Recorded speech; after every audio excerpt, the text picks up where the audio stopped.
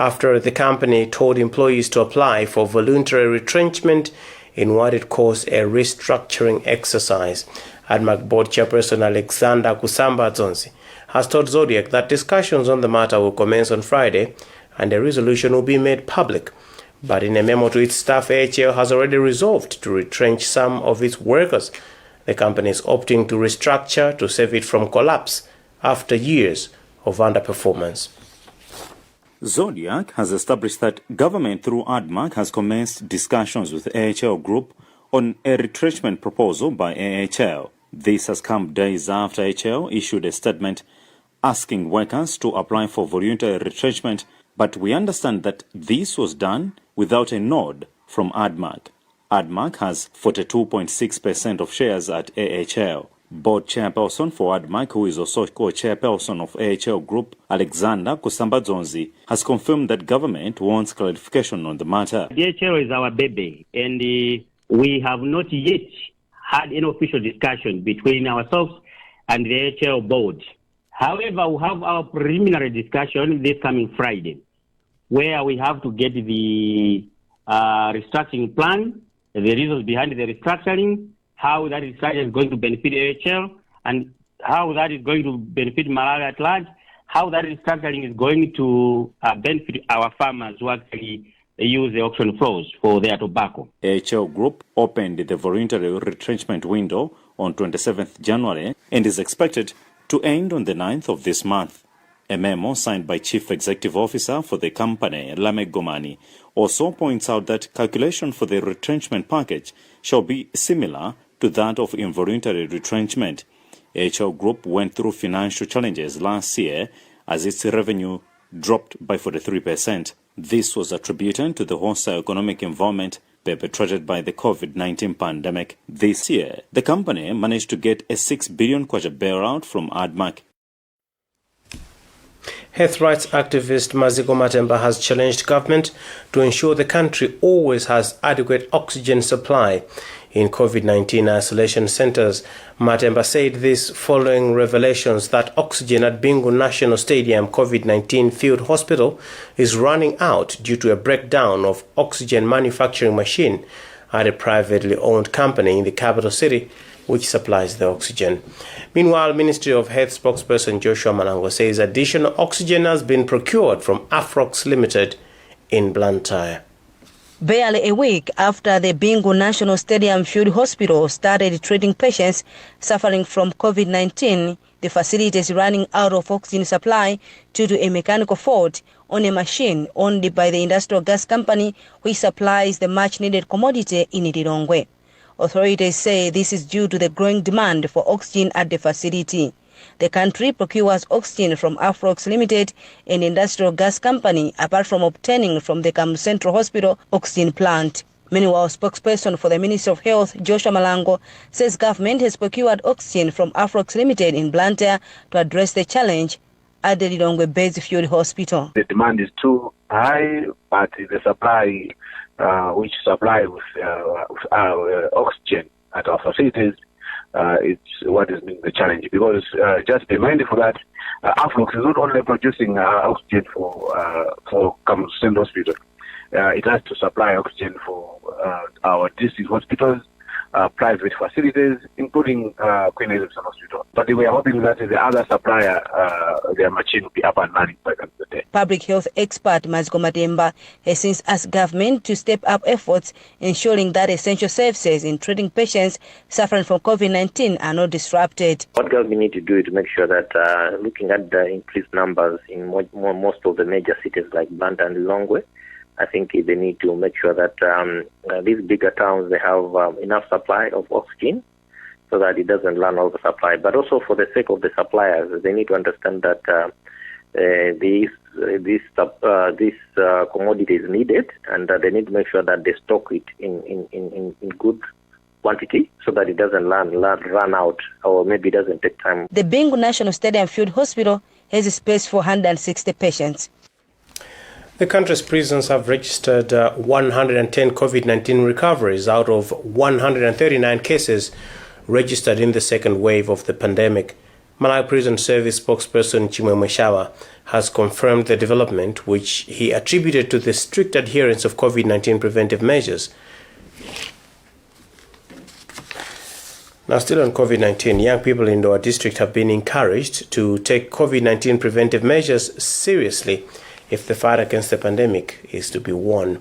Doha District Youth Officer Monica Neva Banda said this during a donation of 4,000 face masks to youths in the district by the District Council to help them comply with COVID-19 preventive measures. Meanwhile, a representative of District Youth Network, Haben Tambo, says youths in the district are failing to buy masks due to poverty and unemployment. Now, this time last year, Malawians were discussing the big news that the Constitutional Court had nullified the election of Peter Mutharika as president after weeks of trial on the matter. The landmark ruling in a fraudulent May 2019 election also ordered for a fresh poll within weeks. The ruling was also upheld weeks later by the country's highest Supreme Court. In the fresh election on June 23, 2020, Lazarus Chakwera was elected president. The 2019 presidential election was undoubtedly as huge as it was unprecedented. At least 25 lawyers battled it out in court for 61 days on the legality of that election. It all started when two of the presidential candidates in 2019, Saulos Chilima of UTM and MCP's Lazarus Chakwera, separately challenged the 2019 presidential election, citing numerous irregularities. The High Court decided to merge the petitions into one, resulting in Chilima becoming the first petitioner with Chakwera as the second. For the first time, media houses were allowed to broadcast the proceedings live, and it meant that a lot of people followed the proceedings. The tension, the suspense, the drama was evident throughout, and after all was said and done, it came down to 3rd February 2020. Judge Hirepotani led a 5-member panel of High Court judges that sat as the Constitutional Court. On the 3rd of February, he made the landmark ruling. We hereby order the nullification of the said presidential elections. We further order that a fresh election to the office of president be held in accordance with the PPEA. And the court further ordered that the election be held in 150 days, a decision which was upheld by the Supreme Court of Appeal. That was on 8th May. The fresh presidential elections were held on June 23, and Lazarus Chakwera, representing the Tonse Alliance, emerged the winner. But what did that landmark ruling leave on the political scene? Sherif Kaisi teaches at Blantyre International University. It depicted that Malawi is a country that follows the rule of law. And that is one of the tenets of good governance. And you cannot have democracy in the country if the rule of law is not taken seriously. That judgment has been held as one of the strongest signs that Malawi's democracy has finally matured. For Zodiac, this is Madalito Piri reporting. You're watching the news here on Zodiac. We'll be back with more after this.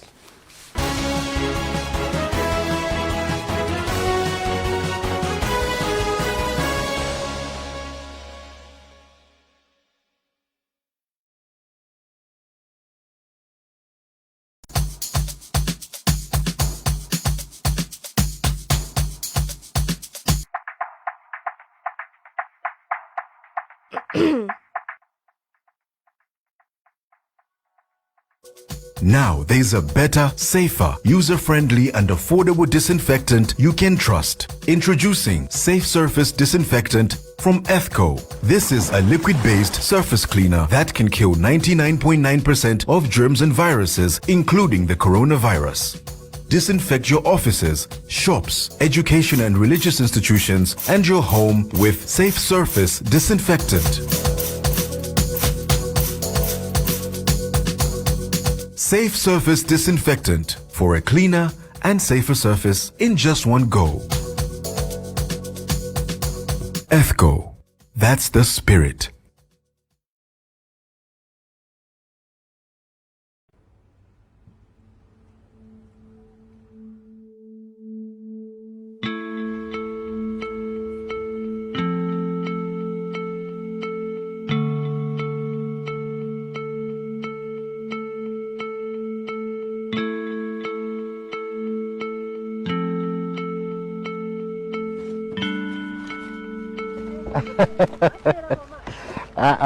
Kodi ndinu nomwe somuzitichwa olemekezeka kwadi? Koma mwachedo atu. Nakatobwera nazo drama zanozi. Mona kuchedo? Kungoti ndadzera ku Audible.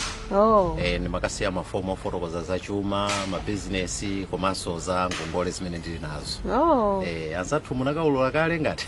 Ayi. Komanso ndinezoulula zimangoona ngati nkungochera na misampha chabe. Kuchera na misampha kotani? Olemekezeka. Inu chuma choti mwachipeza mwachilungamo. Ungachite mantha? Kapena tumwina mufuna mutapeza chuma chanu kudzera munjira zosalongosoka koma pogwiritsa ntchito dindo wanu. Eso sichoncho. Mwinatu. Chifukwa to ineyo ngati MP. Inunso ngati munthu amene muli ndi udindo kuboma. Tinayenera kuulula chuma chathu, ma business athu ku Audible. Tisachite kudikira kuti mpaka nati kumbutse yayi. Komanso anthu amene ine ndimatumikira anene okhala ndi chikhulupiriro mwa ineyo. Zoona. Yetu. Mpaka na maina athu mpaka nati chiti discipline. Sizabwino. Ndibanga zomwezo komanso ndizawuza koso anzanga yena. Akuluakulu ogwira ntchito zaboma kandi fama udindo ochita kusankhidwa ndi anthu kapena ndife ochita kulembedwa tikuyenera kuulula chuma ngongole komanso mabizinesi omwe tili nawo ku Audible kuti tipewe kuyimbidwa mlandu kuyimitsidwa kapena kuchosedwa ntchito kumene. Uthengawo ukukufikani kuchokera ku Office of the Director of Public Officers Declarations, Audible. If there's one thing that all soaps do, it's wash. From buckets to basins, bathrooms to streams, and everything in between. All soaps wash. Yes, but Protex is different. Its reinvented formula with flaxseed oil boosts your skin's natural anti-germ defenses by 10 times more, protecting you against 99.9% of germs. So what keeps us healthy? Protex! Good health starts here.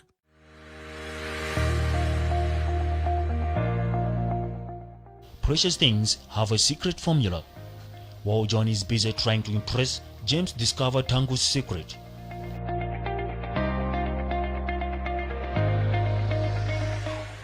Tangu uses Purity sanitary products from Purity body wash, Purity hands wash, Purity body lotion to Purity dishwash.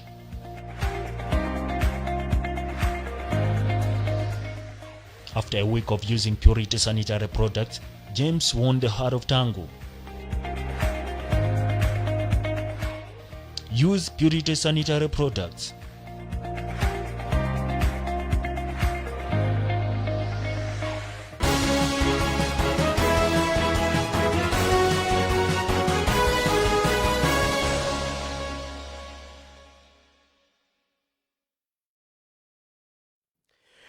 Welcome back. Here with me, Job Frank Chakaza. Before we continue with the news, let's take another look at the top stories.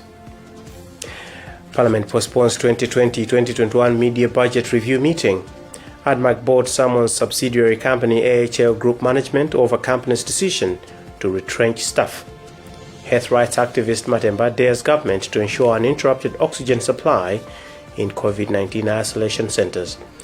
In sports, COSAFA Maiden Women's Champions League slated for May and August this year. Moving on with the news, timber millers under Muloza Forest Cooperative and chiefs close to Mulanje Mountain have formed barracks to end farming activities taking place in the mountain's forest reserve. The cooperative's chairperson Madalitso Maulanga and group village head Mandala told us Wednesday they want to protect the forest reserve from destruction. The cooperative members have since planted about 7,000 trees in maize fields that encroached Nanchidwa Forest, which is part of the Mountain Forest Reserve. According to Mulanje District Forest Officer Eric Mbingwan, encroachment has taken over 30% of the Mulanje Mountain Forest Reserve. This has prompted Muloza Forest Cooperative and traditional leaders from surrounding communities to join their efforts in ending all farming activities in the forest reserve. The cooperative's chairperson Madaliso Maulunga says this forest season they will plant trees in all maize fields that were opened inside Nanchidwa Forest Reserve to discourage the illegal action. On his part, Group Village Head Mandala expressed hope that none of his subjects shall cultivate in the mountain come next farming season, as there are a number of initiatives being implemented to address this. Last week, forest officers slashed maize on a 1-acre garden in Nkhani forest, whose owner, currently on the run, uprooted close to 100 pine trees, which the department planted 2 months ago. Baxter Moyo is Nkhani Forest Plantations manager. As a station, we started planting late November. So in that garden, we planted the pinus trees. Just a week ago, we found that the owner of that garden uprooted the trees that we planted. As a way of punishing, we decided to cut off the maize and we have replanted that area again. Muloza Forest Cooperative is expected to plant 7,000 trees in contribution to 2.5 million trees, which the district plans to plant this forestry season. For Zodiac in Mulanje, this is Hastings Jimani reporting. The Malawi Health Equity Network has condemned police action in Neno district, where the law enforcers fired tear gas into Neno district hospital premises. This happened on Monday when the police were chasing protesters who had run into the hospital for cover. Mehin Executive Director George Jobe says the police acted irrationally. We condemn what has happened because this happened at a hospital, and a hospital is supposed to be a protected place, and this must be appreciated by everyone. So it was very unfortunate that the police went to fire tear gas at the hospital where we have patients with no or limited ability to run away, where we have healthcare workers who are there to save lives. So what happened yesterday affected the operations at the hospital, and that can lead to loss of lives or injury of patients. Hence, we have made some demands that there should be an explanation on why that happened, and there should also be an apology to the Neno District Health Office as well as the general public. We have also demanded that there should be a disciplining of those who fired the tear gas, including their supervisors, their leaders, because what happened was not expected to come from the professional police. We always respect. These are some of our demands. Now we move on to sports.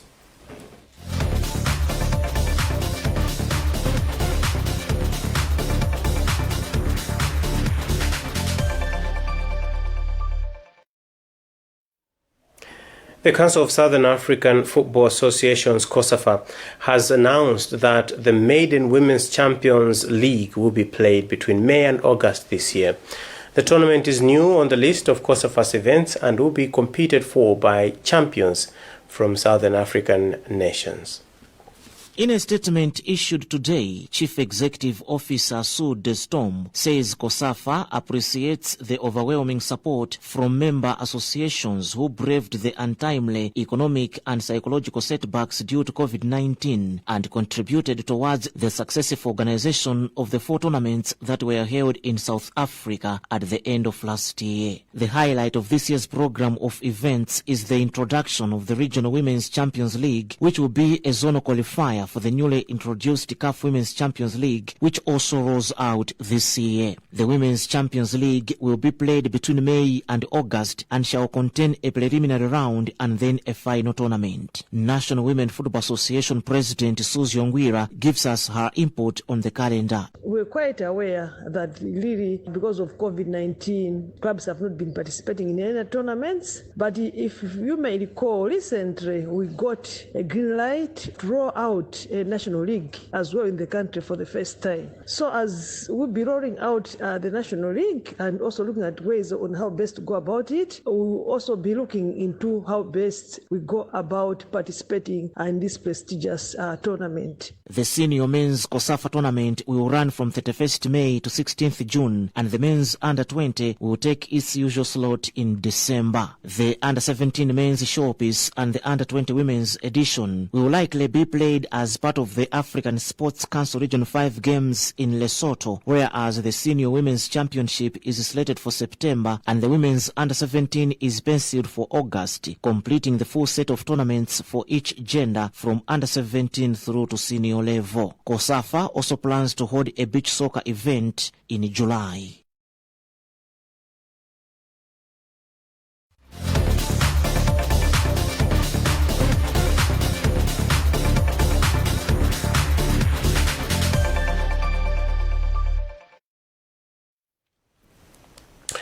Well, that item brings us to the end of this newscast. Before we go, a recap of the top stories. Parliament postpones 2020-2021 media budget review meeting. ADMAC board summons subsidiary company AHL Group management over company's decision to retrench staff. Health rights activist Matemba dares government to ensure uninterrupted oxygen supply in COVID-19 isolation centers. In sports, COSAFA Maiden Women's Champions League slated for May and August this year. Visit our website zodiacmalawi.com for more news. My name is Joe Frank Chakaza. Many thanks for watching and goodbye.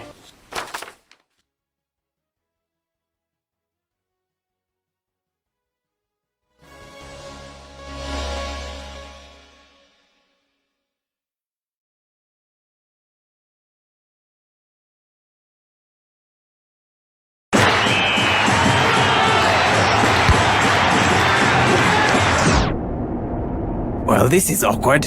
If only this guy had a 4G phone. Come on, man.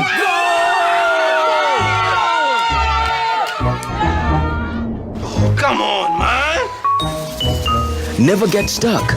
Upgrade to any 4G phone and get double the data every time.